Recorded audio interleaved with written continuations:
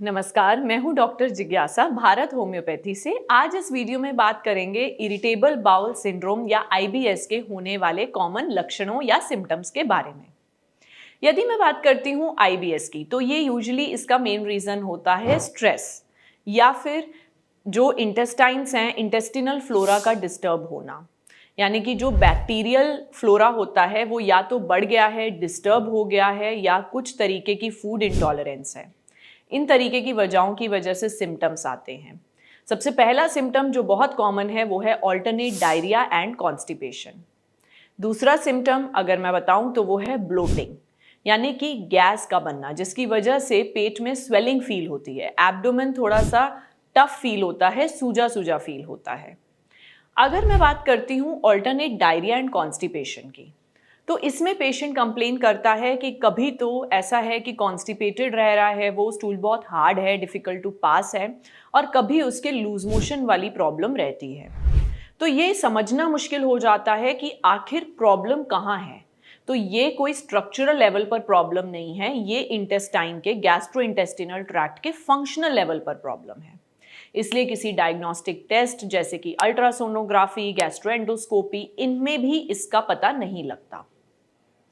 तीसरा सिम्टम जो कि बहुत कॉमन है वो है पेशेंट की इंटेस्टाइन्स में इस तरीके की मरोड़ तरोड़ वाली सेंसेशन होना। यानी कि पेशेंट को ऐसा लगता है जैसे कोई पेन बहुत ज़्यादा उसको इम्पैक्ट कर रहा है। क्रैम्पिंग पेन होता है, एब्डोमिनल क्रैम्प्स वाला जो पेन है, उस तरीके की सेंसेशन पेशेंट को फील होती है। चौथा सिम्टम जो देखा गया है वो है म्यूकस का आना स्टूल में।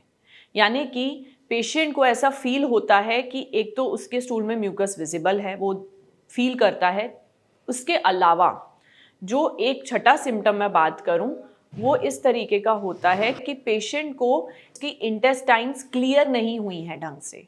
Patient doesn't feel empty in the stomach. उसको ऐसा लगता है कि अभी उसकी सेटिस्फैक्ट्री डेफिकेशन नहीं हुई है। तो इस तरीके के सिम्टम्स यदि आप देखते हैं, आपको या आपके किसी परिवार के सदस्य को हो रहे हैं, कॉमनली ये टीनेजर्स में देखा जाता है, तो इसका इलाज संभव है। डाइटरी चेंजेस की वजह से और लाइफस्टाइल चेंजेस की वजह से ईजिली इसका ट्रीटमेंट किया जा सकता है। आई होप इस वीडियो के थ्रू आपको आईबीएस के सिम्टम्स की नॉलेज मिल गई हो, और आपको अगर ये प्रॉब्लम है तो आप मेडिकेशन और ट्रीटमेंट के थ्रू इसे ठीक कीजिए। शुक्रिया।